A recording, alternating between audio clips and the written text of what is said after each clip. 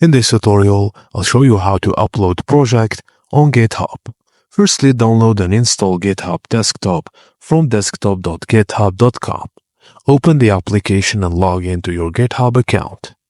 Before uploading your project, you need to clone the repository. Open GitHub Desktop and click File, then Clone Repository. Select the repository you want to upload your project to, then choose a folder where you want to clone the repository.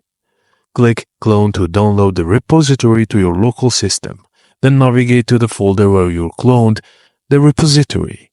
Copy and paste your project files into this folder, then return to GitHub Desktop and you'll see the new files detected automatically. In the GitHub Desktop, review the changes in the Changes tab, write a commit message, then click Commit to main or master to save the changes locally. Click the Publish branch button. This will push the command files to your GitHub repository.